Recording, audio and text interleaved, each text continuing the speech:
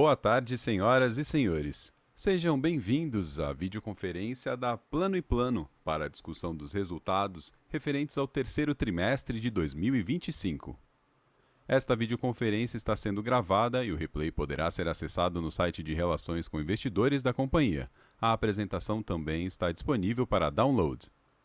Informamos que todos os participantes estarão apenas assistindo a videoconferência durante a apresentação e em seguida iniciaremos a sessão de perguntas e respostas, quando mais instruções serão fornecidas.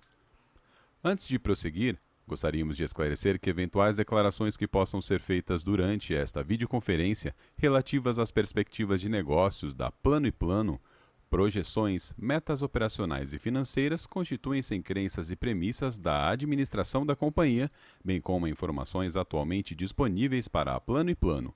Considerações futuras não são garantias de desempenho e envolvem riscos, incertezas e premissas, pois se referem a eventos futuros e, portanto, dependem de circunstâncias que podem ou não ocorrer. Investidores e analistas devem compreender que condições gerais, condições do setor e outros fatores operacionais podem afetar os resultados futuros da Plano e Plano e podem conduzir a resultados que diferem materialmente daqueles expressos em tais condições futuras.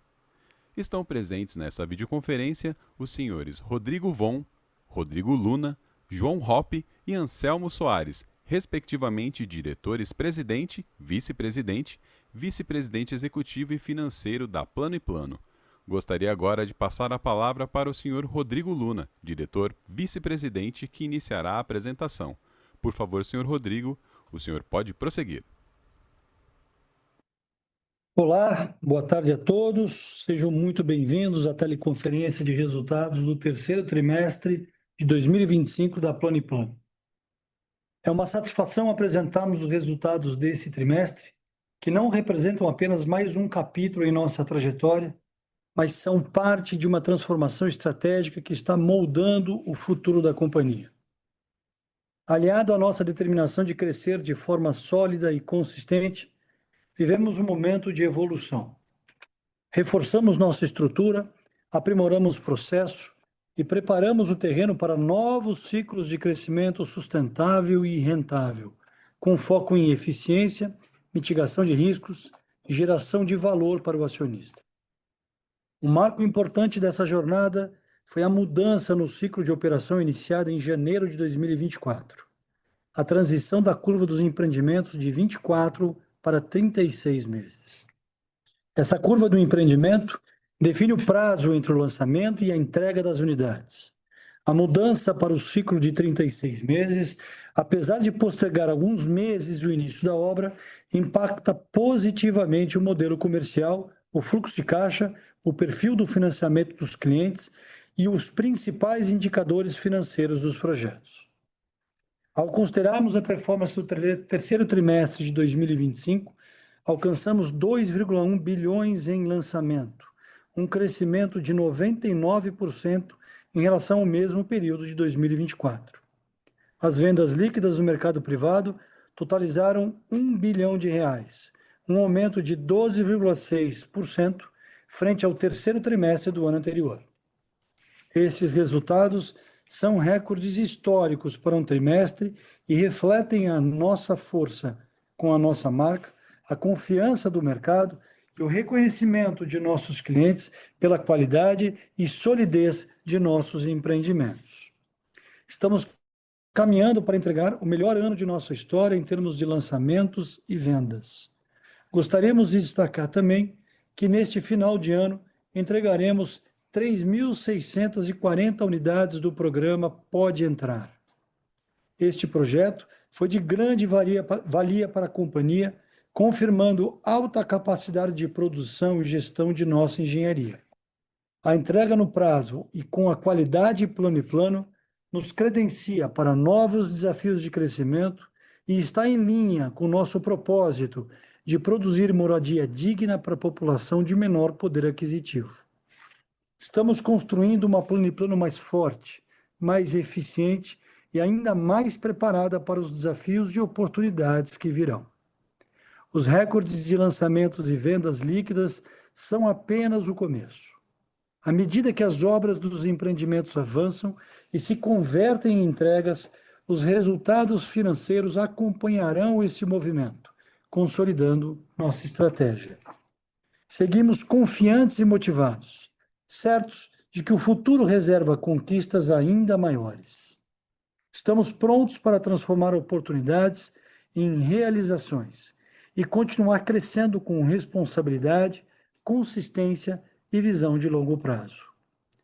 Passo agora a palavra para João Hoppe, que irá apresentar os resultados operacionais e financeiros deste período. Muito obrigado. Com você, João. Obrigado, Luna. Boa tarde a todos. Um prazer estar aqui com vocês. No terceiro trimestre de 2025, a Plano & Plano atingiu um novo recorde histórico de lançamentos para um trimestre, com 9 lançamentos, totalizando um volume geral de venda 100% de 2 bilhões e 142 milhões de reais, o que representa um crescimento de 99% em relação ao mesmo trimestre de 2024. Ao comparar com o trimestre anterior, o crescimento foi de 53%. Comparando os 9 meses de 2025, o crescimento foi de 81%, saindo de 2,6 bilhões em 2024 para 4,7 bilhões no acumulado deste ano. Quando analisamos os lançamentos percentual Plano & Plano, no terceiro TRI de 25, o VGV foi de 2,1 bilhão de reais, o que representa um aumento de 124% em relação aos 957 milhões lançados no terceiro trimestre do ano passado. Em 9 meses, a companhia alcançou 4,2 bilhões de reais em 2025, 73% acima do mesmo período do ano anterior. Nos últimos períodos, a companhia tem demonstrado um crescimento consistente e sustentável em seus lançamentos. Considerando os lançamentos totais acumulados nos últimos 12 meses, incluindo o mercado privado e Pode Entrar, desde 31 de dezembro de 2022, a companhia cresceu uma taxa composta de 54,6% ao ano. Destacamos que o VGV de lançamentos efetuados é uma boa proxy para as receitas e rentabilidades futuras, dado que é uma questão de tempo para que as respectivas vendas sejam concretizadas e as obras evoluam, gerando uma receita nesse novo patamar de quase 6 bilhões de reais. Importante lembrar que a Plano & Plano tem como característica entregar seus empreendimentos praticamente 100% vendidos e que, nesse momento, nossas obras estão todas dentro do prazo. As vendas totais 100% no terceiro trimestre de 2025 atingiu 1 bilhão de reais, uma queda de 20,3% em relação ao terceiro trimestre de 2024. Lembramos que no terceiro trimestre de 2024 houve a venda de 374 milhões de reais no âmbito do programa Pode Entrar. Desconsiderando esse efeito, as vendas do mercado privado no terceiro trimestre de 2025 seriam 12,6% maior que as do mesmo período do ano anterior. Ao comparar o total de vendas do trimestre imediatamente anterior, o crescimento foi de 14,1%. Olhando agora para o comparativo dos 9 primeiros meses de cada ano, o crescimento foi de 3,7%, saindo de 2,7 bilhões para 2,8 bilhões em 2025. Considerando somente o mercado privado, o crescimento em 9 meses foi de 20,6%. Quando olhamos para o histórico de vendas dos últimos 12 meses, a companhia também apresenta um crescimento constante. Considerando as vendas totais contratadas, incluindo mercado privado e Pode Entrar, desde 31 de dezembro de 2020, a companhia cresceu uma taxa composta de 30% ao ano. A receita líquida da companhia atingiu um total de 814 milhões de reais no terceiro trimestre de 2025, valor 13,3% maior que o do registrado no mesmo trimestre de 2024 e 3,9% maior que o trimestre imediatamente anterior.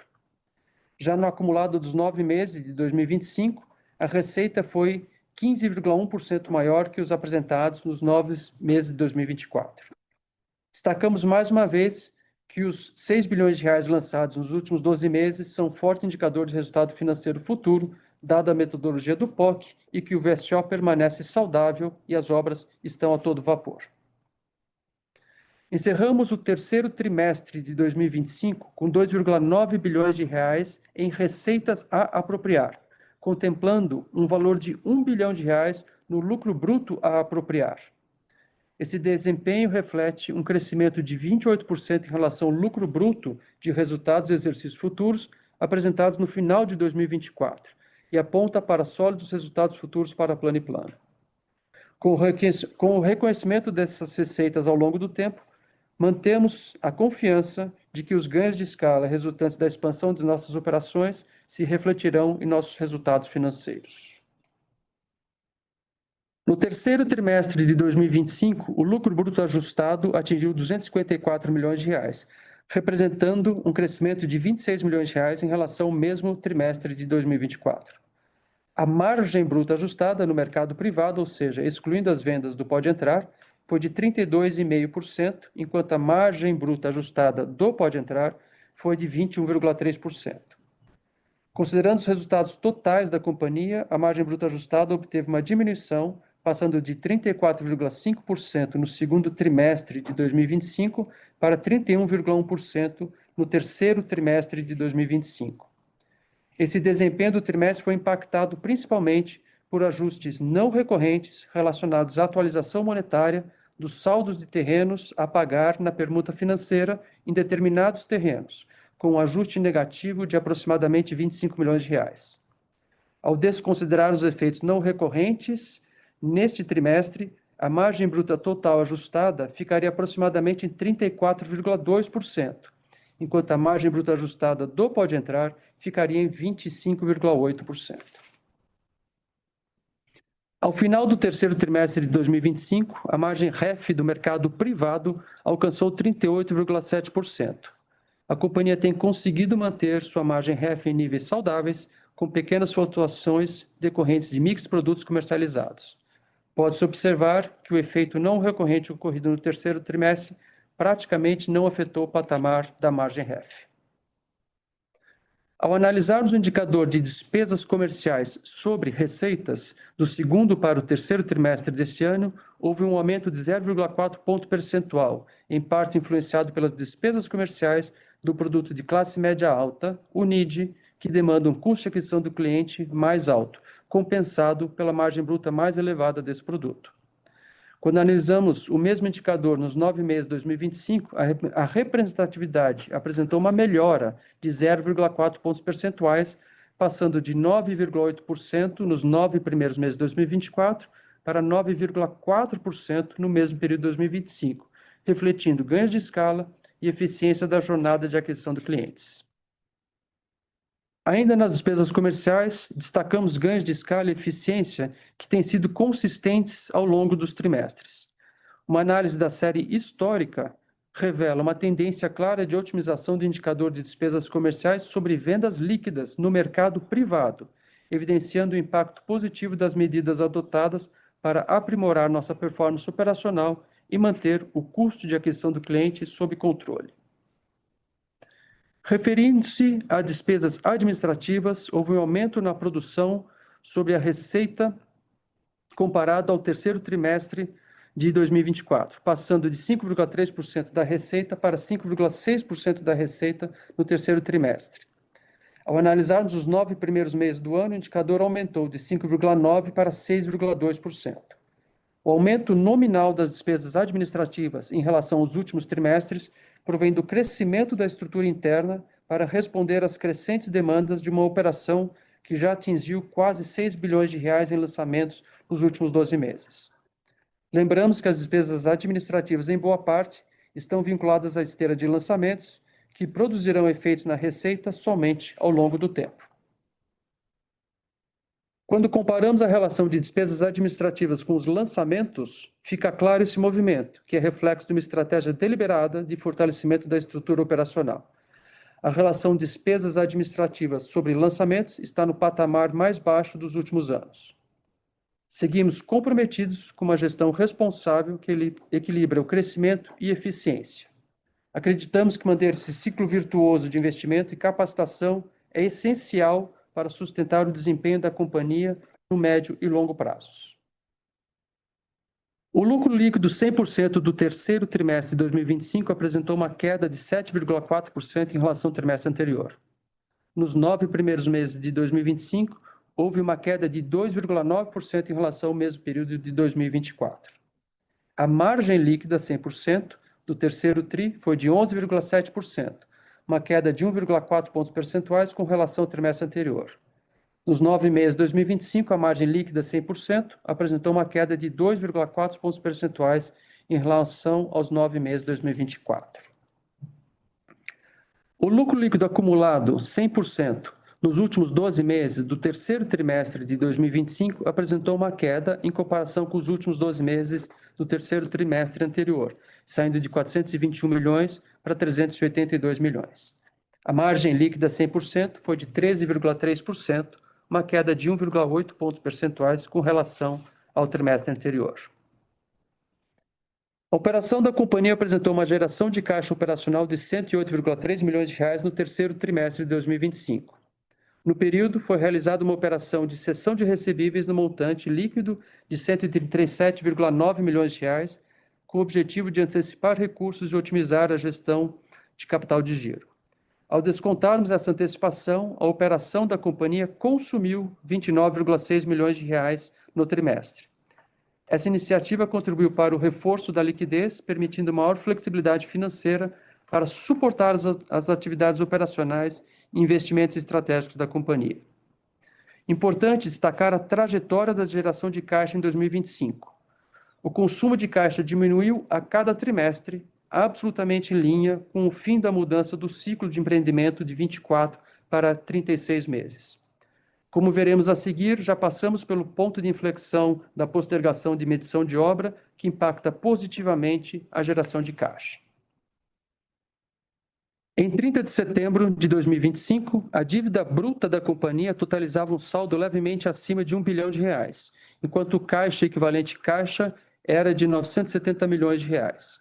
Com isso, a companhia alcançou uma dívida líquida de 91 milhões de reais ao final do terceiro trimestre de 2025 e uma relação dívida líquida sobre patrimônio líquido de 8,4%. Antes de encerrarmos a apresentação, é importante destacar uma mudança operacional que iniciamos em janeiro de 2024 e que fundamenta os resultados apresentados. A transição da curva dos empreendimentos de 24 para 36 meses. Chamamos de curva de empreendimento o cronograma que define o prazo total entre o lançamento e a entrega das unidades. Essa nova curva influencia positivamente o modelo comercial, o fluxo de caixa, o perfil de financiamento dos clientes e os principais indicadores financeiros dos projetos. Até dezembro de 2023, nossos empreendimentos seguiam predominantemente a curva de 24 meses. A partir de janeiro de 2024, adotamos a curva de 36 meses como um novo padrão. Essa mudança trouxe benefícios significativos com melhores condições de enquadramento para os clientes, menor pressão dos juros de obra e aumento da demanda dos nossos produtos. É importante ressaltar que o prazo de construção não foi alterado. Continuamos com o prazo das obras entre 18 e 21 meses, mantendo nossa produtividade nos canteiros. Na prática, o ritmo acelerado das obras agora se inicia entre 7 e 9 meses após o lançamento. Anteriormente, esse movimento ocorria 2 a 3 meses após o lançamento. Essa transição gerou uma série de benefícios concretos em cada empreendimento. Maior volume de unidades vendidas antes do início das obras, receita contábil e geração de caixa mais robustos, dada a dinâmica do programa Minha Casa Minha Vida, redução na exposição de caixa da companhia com melhoria no fluxo financeiro, aumento da rentabilidade com indicadores como taxa interna de retorno e valor presente líquido em patamares mais atrativos e maior concentração do pró-soluto na fase pré-chaves, período historicamente marcado por menores índices de inadimplência, o que fortalece a previsibilidade dos recebíveis e saúde financeira dos projetos. Durante 2024 e início de 2025, convivemos com os dois ciclos simultâneos. Os empreendimentos lançados até dezembro de 2023 seguem a curva de 24 meses e estão em fase de conclusão. Os novos empreendimentos, já sob a curva de 36 meses, cujo início de obra foram postergados, começam a acelerar. Essa transição gerou uma redução temporária nos gastos mensais com obras, o que é base para o POC, com um ponto de inflexão no final do primeiro trimestre de 2025. A partir desse ponto de inflexão, os gastos voltam a crescer estão projetados para acelerar no quarto trimestre de 2025, com os devidos reflexos positivos nos resultados financeiros e na geração de caixa. Encerramos aqui nossa exposição e nos colocamos à disposição para eventuais perguntas. Muito obrigado. Iniciaremos agora a sessão de perguntas e respostas para investidores e analistas. Caso deseje fazer alguma pergunta, por favor pressione o botão levantar a mão, raise a hand. Se a sua pergunta for respondida, você pode sair da fila clicando novamente no botão.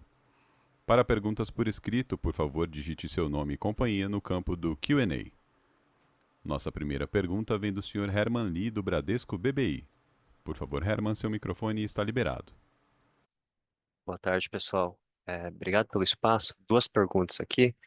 A primeira, queria um pouco mais de cor em relação aos fatores que pressionaram a margem bruta. Se isso deve ser um nível estável, olhando no curto e médio prazo, ou podemos ver algumas melhorias próximo de 35% que a gente tem visto nos últimos tris. Aí a segunda pergunta é sobre o ciclo de 36 meses que vocês comentaram, mostraram os gráficos lá que são bem detalhados. A receita, o P&L em geral, deve ter uma evolução bastante importante no quarto tri. Queria entender um pouco a convicção da empresa até essa melhora já acelerada no quarto tri, ou se a gente pode ver algum dos efeitos ainda se alongando no começo de 2026. Obrigado. Herman, boa tarde, João aqui. Em relação à margem bruta, cabe reforçar que é um efeito one-off, um ajuste de um procedimento que a gente estava em desacordo com o que deveria ser feito. Esse ajuste foi integralmente já corrigido, feito nesse terceiro trimestre, então não existe expectativa futura deste efeito na margem bruta. A gente tem colocado como indicação de margem bruta ajustada, em que nós vamos trabalhar no mercado privado entre 34% e 36% nos próximos períodos, e a gente mantém essa posição para os próximos períodos, então reforçando é one-off, e a gente mantém a margem bruta em níveis saudáveis daqui para frente. Sobre os 36 meses, sim, temos confiança que essa inflexão e o começo das obras que a gente lançou e ficou esperando o início das obras no ciclo de 36 meses, essa inflexão já ocorreu e acho que a nossa intenção ao trazer isso graficamente para todos foi mostrar que existe sim uma aceleração de reconhecimento no POC daqui para frente. Lembrando que o POC depende de lançamento, reconhecimento de terrenos e outros fatores e vendas, né? Mas o indicador de obras é um dos principais fatores para a POC. Então, sim, estamos confiantes que no quarto tri a gente tem o resultado aparecendo, dado que esse efeito da postergação das obras já passou e a gente começa a acelerar as obras na mesma medida que a gente acelerou lançamentos alguns períodos atrás. Obrigado, Herman. Perfeito, João. Obrigado e boa tarde. A próxima pergunta vem do Sr. Elvis Credendio, do Itaú BBA. Por favor, Elvis, seu microfone está liberado. Boa tarde, pessoal. Duas perguntas aqui do meu lado. A primeira é sobre o ritmo de vendas aí no começo do quarto trimestre. Vocês tiveram muitos lançamentos no final do terceiro tri, né? Então, eu queria entender como que tem sido esse ritmo de vendas. Se de fato vocês veem aí um volume que excede o que foi o terceiro trimestre. Também, se puderem dar um update ali do que vocês estão pensando em termos de estratégia para implementar uma melhora no ritmo de vendas, isso seria legal. E aí o outro ponto que eu queria explorar é de cash flow. Enfim, vocês entraram em detalhes aí na apresentação, que esse cash flow ele depende da evolução do ritmo de obras, né, e consequentemente collection. Se puderem passar um pouco da expectativa de vocês, quanto que vocês imaginam que daria para onde daria para levar a alavancagem da companhia, né? Pensando nesse collection mais forte de agora em diante, uma vez que o ritmo de obras de vocês transicione completamente dos projetos de 24 para 36 meses. É isso. Obrigado. Elvis, aqui é o João novamente. Sobre vendas no quarto trimestre, o trimestre começou com vendas muito boas, e nós estamos convictos, a gente obviamente não pode dar detalhes, mas nós estamos bastante convictos que nós vamos entregar um recorde de vendas trimestral agora no quarto tri. A gente fechou o terceiro tri com 1 bilhão em vendas líquidas e a nossa expectativa é superar esse número no quarto trimestre, dado que as vendas de outubro e agora no comecinho de novembro estão em ritmo acelerado, então temos confiança sim que vamos entregar o melhor trimestre em termos de vendas. Em relação a algumas das coisas que estão sendo feitas aqui para acelerar vendas, dado que os lançamentos são crescentes, apontando algumas coisas que estão na nossa mão, a gente está ampliando, regionalizando e segmentando equipes na área comercial. São iniciativas para ter mais gente focada nos produtos, nos seus segmentos, nas regiões de São Paulo. Isso ajuda a aumentar a performance lá na ponta. Temos melhorias de tecnologia de informação na jornada dos corretores, em especial. Estamos com o projeto para que a parte digital para o corretor seja melhorada, com um projeto em especial muito bacana, que é um app para os corretores, onde a gente tem o objetivo de entregar isso no primeiro semestre de 2026. Temos ações de marketing diferenciadas. Eu prefiro não comentar aqui a ação de marketing específica, dado a questões de concorrência, mas temos ações de marketing específica e a gente tem um reforço na nossa área de retenção de clientes também, uma melhoria na gestão na área de retenção para clientes que são mais estressados em termos de crédito, para a gente poder achar uma solução para ele dentro da casa, ou seja, dentro de todos os produtos da Plano & Plano. Então, são uma série de iniciativas para manter esse VSO no ritmo crescente.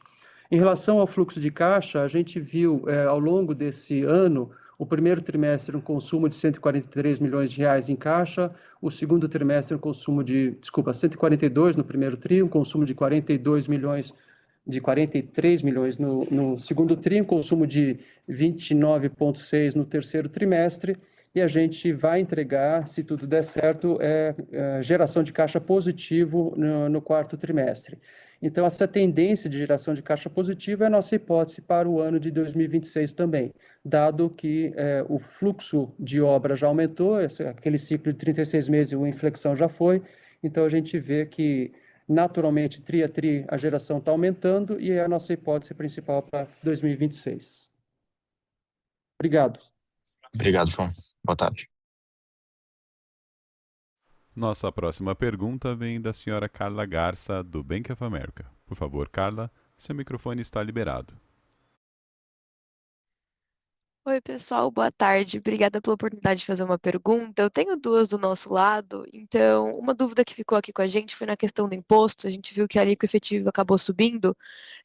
Acho que no release vocês acabaram explicando, né, que foi atribuída a rendimento de aplicações financeiras na SPE. Mas vocês podem detalhar um pouco essa dinâmica, o que a gente pode esperar nos próximos trimestres também? E a minha segunda pergunta é sobre vocês realizaram a venda de carteira, né, agora nesse trimestre. Vocês podem dar um pouco mais de detalhes da operação e comentar um pouco da lógica por trás da decisão de fazer uma venda de carteira e se vocês planejam continuar fazendo esse tipo de operação daqui para frente? Obrigada. Oi, Carla, boa tarde. Anselmo falando. Sobre a sua questão em relação ao imposto, a gente sabe que a gente está aqui submetido ao regime especial de tributação, RET 1 e RET 4. No RET 4, a parte que convém IR e CSLL está no patamar aqui somado, que a gente fala próximo a 2%, e esse valor é bem acima. Tá? E por que ele é bem acima? Porque as receitas financeiras apuradas nas SPEs não estão submetidas a esse regime tributário, elas respeitam o lucro presumido. Então, na hora que a gente apura o lucro presumido sobre a receita financeira especificamente, ela joga a relação com a receita para cima daquilo que seria o RET. É basicamente esse efeito. Carla, aqui é João. Complementando a pergunta sobre a resposta sobre venda de carteira, basicamente, a venda de carteira vem endereçar um momento muito positivo para nós de lançamentos. Vocês viram que nós lançamos mais, talvez, do que o mercado esperava esse ano, e a gente está otimista em relação a lançamentos futuros também. E o terrenos a pagar que vem junto com cada lançamento, ele é parte do covenant dos nossos CRIs. Nós emitimos um CRI em 2024, um CRI em 2025, e tem covenants vinculados à dívida líquida corporativa e terrenos a pagar. Então, na medida que a empresa cresce, eu tenho que fortalecer patrimônio líquido. Uma das formas de eu gerenciar o dinheiro em caixa fazer uma venda de carteira, dado que a natureza contábil disso, ele não entra como dívida financeira. Então, é basicamente por esse motivo que a gente fez a venda de carteira, para ajustar esse covenant dado o crescimento acelerado da empresa. E sim, é possível que a gente faça outras antecipações no futuro próximo, justamente para a gente pilotar essa relação do nosso covenant vis-à-vis o apetite nosso para crescimento e trazer terreno para dentro e continuar lançando. Esse é o principal motivo. Obrigado, Carla. Ficou super claro, obrigada. Próxima pergunta vem do senhor Tainan Costa, da UBS. Por favor, Tainan, seu microfone está liberado. Bom dia, pessoal. Queria abordar aqui o tema de dividendos, né? Se nesse cenário agora de tributação no final do ano, né, começando em 26, se isso muda a cabeça da companhia, eventualmente se preparar para algum dividendo extraordinário, né? E olhando para 2026, como é que fica a política de payout, tá? Acho que essa é a primeira parte da pergunta. Depois, acho que pensando nas mudanças do Minha Casa Minha Vida que a gente viu nessa semana também, né? Dentre aquelas que foram aprovadas, né? Quais vocês enxergam que possam ter o maior impacto, né? Tanto no business como para os clientes de vocês. Acho que do nosso lado era isso, pessoal. Obrigado. Tainan, obrigado. É João mais uma vez. Em termos de dividendos, nesse final de ano, nós vamos ter que equilibrar alguns fatores aqui. A mudança na tributação, sem dúvida, nos provoca para tentar garantir o máximo de dividendo possível para os acionistas sem a tributação. Dito isso, a gente depende de uma questão legal, tem uma diferença da lei das SAs para o que a legislação nova, ainda não promulgada, diz que você pode declarar e não pagar esse dividendo no próprio exercício, tem 3 exercícios para pagar, então tem uma questão jurídica na mesa, mas principalmente o fator predominante para nós vai ser justamente essa questão dos nossos covenants e o apetite de crescimento. O nosso momento no mercado é muito bom, nós temos um land bank bastante robusto aqui em São Paulo, temos projetos e aprovações, temos funding, temos cliente, temos capacidade de crescer e, como eu falei do Covenant, ele tem o terrenos a pagar como um indicador importante. Então, eu preciso fortalecer essa relação com o nosso PL e, na medida que eu distribuo dividendos, eu aperto essa relação. Então, a intenção é sempre maximizar o valor para o acionista, mas nesse momento, acho que o principal driver nosso para a decisão até o final do ano vai ser a gente ter espaço para continuar crescendo. Dito isso, o payout ratio, se a gente fosse tomar uma decisão isolada hoje, olhando o PL, a gente vê que o payout ratio desse ano pode ser que caia, mas olhando o médio prazo e longo prazo da companhia, a gente vê payout ratios maiores, porque a política, sem dúvida, excesso de caixa não fica dentro da empresa. Tudo que a gente não precisar para operação deverá ser distribuído. Então, não temos uma decisão final ainda, Tainan, mas são as variáveis que estão na mesa, e olhando para frente, também depende aí de performance em 2026 para a gente ver o que tem de payout lá para frente.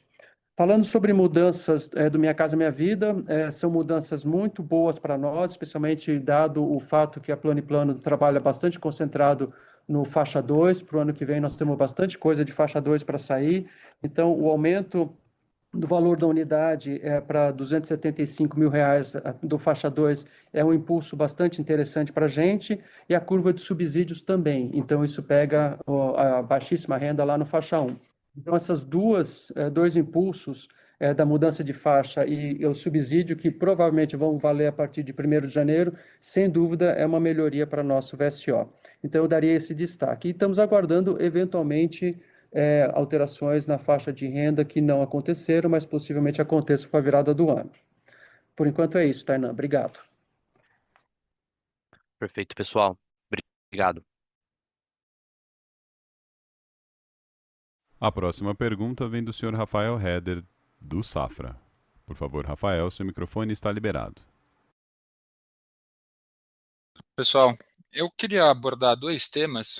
O primeiro eu queria mais entender, assim, do lado de vocês, o cenário para aumento de preço, mas mais relacionado ao HIS. Eu queria saber se vocês estão barrando já no teto do HIS, se vocês acham que talvez necessitaria um aumento no teto para continuar viabilizando as operações aqui. E o segundo, eu queria falar um pouco mais em relação à mão de obra, né? Principalmente agora que o volume de obra de vocês deve começar a acelerar. Entender se tem dinâmicas que dá para fazer para verticalizar mais as operações, aí talvez depender menos de empreiteiro e aliviar um pouco essa pressão. Obrigado. Boa tarde, Rafael. É Rodrigo Luna falando aqui.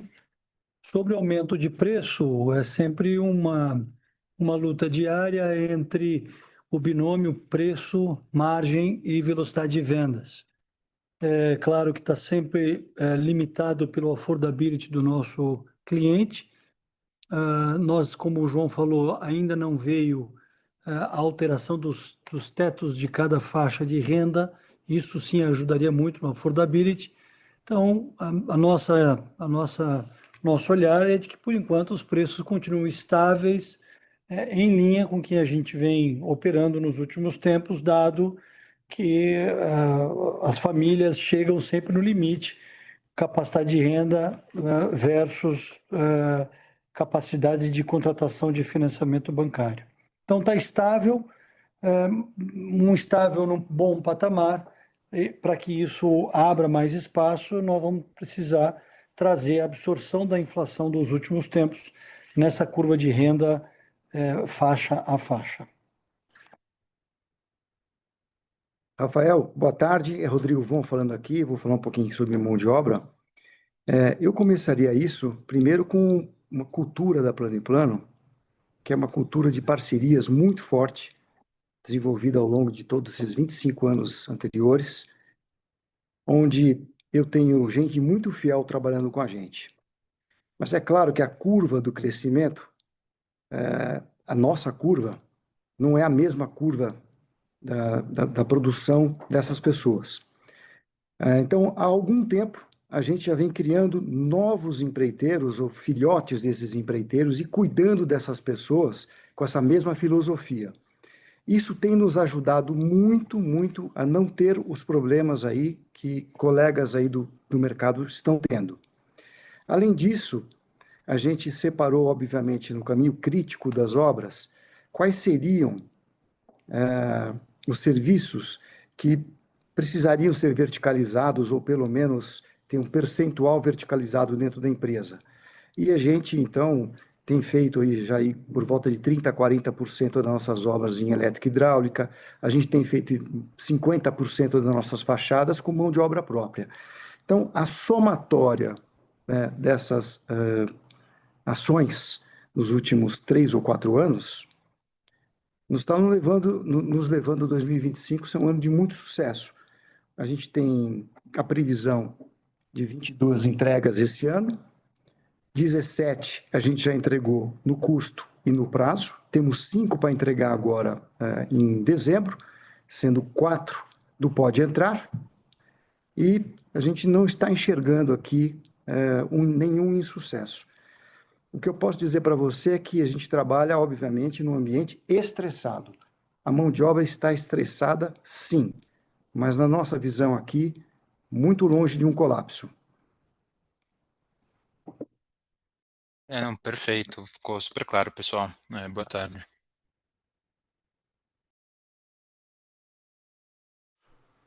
Nossa próxima pergunta vem do senhor Juan Argenton, do XP. Por favor, Juan, seu microfone está liberado. Boa tarde, pessoal. Obrigado pelo espaço. São 2 perguntas que eu queria fazer aqui. A primeira é um pouco de pipeline de lançamentos para 26.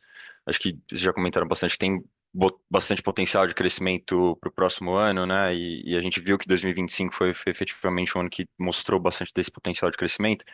O ponto que eu queria entender é um pouco o que vocês estão olhando, talvez, de desafio para esse crescimento, olhando para o próximo ano, né? Quando a gente começou, talvez, 2025, acho que tinha um pouco daquele desafio de aprovação.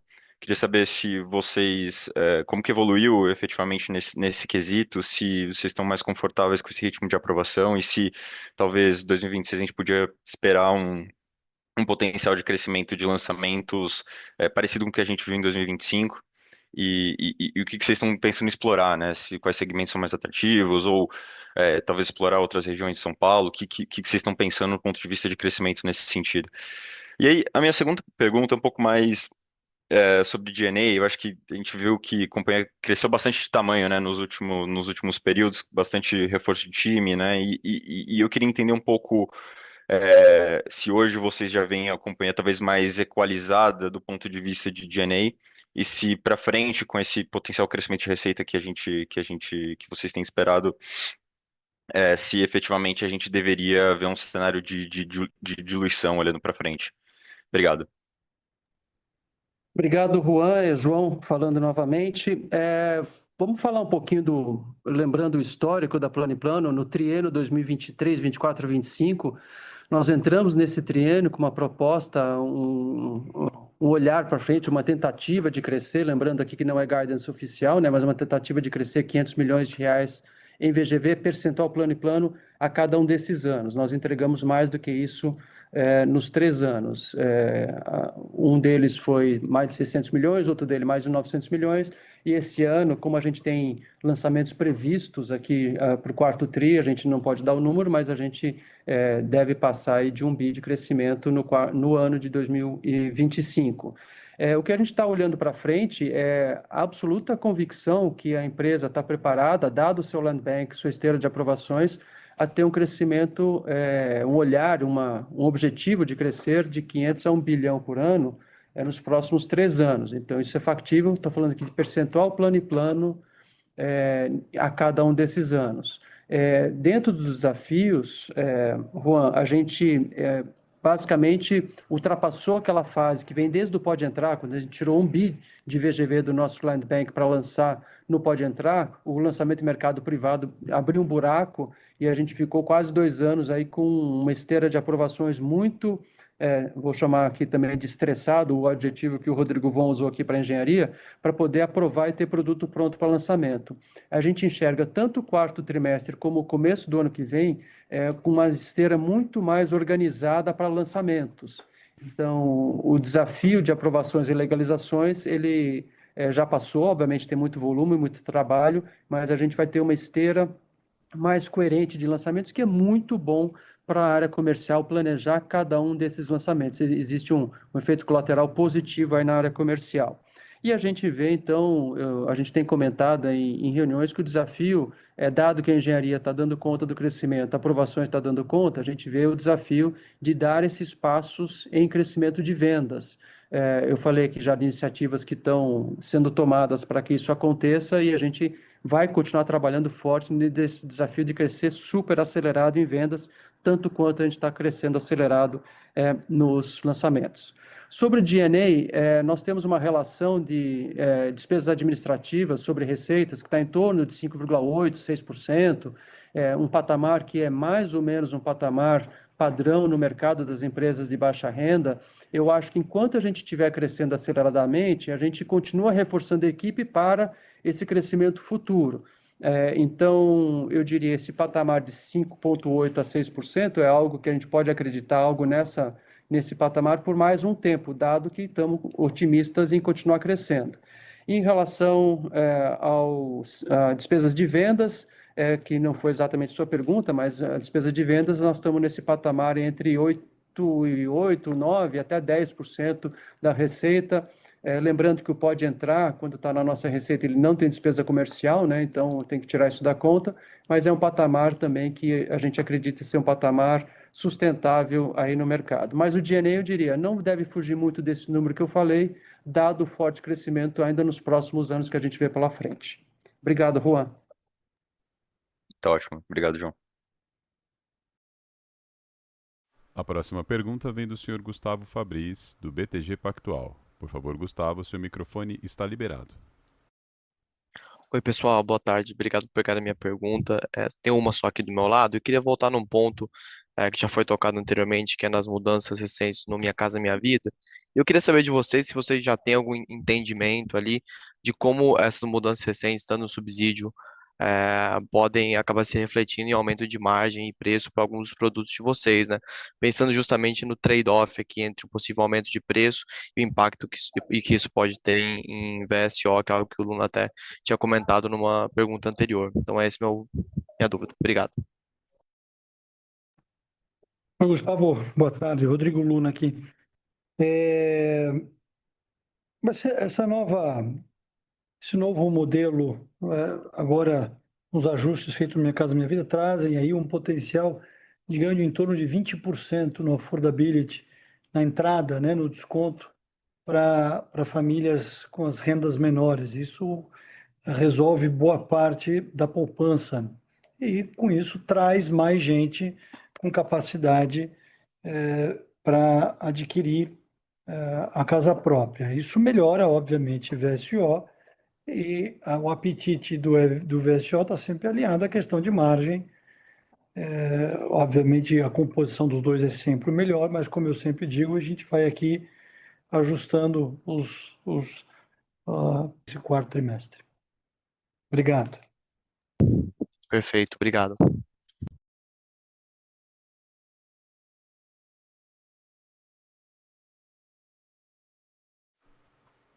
Lembrando que para fazer perguntas, por favor, clique em levantar a mão. Para perguntas por escrito, clique no ícone de Q&A informando seu nome e companhia. Por favor, aguarde enquanto coletamos as perguntas. A sessão de perguntas e respostas está encerrada. Gostaríamos de passar a palavra ao Sr. Rodrigo Luna para que faça as considerações finais da companhia.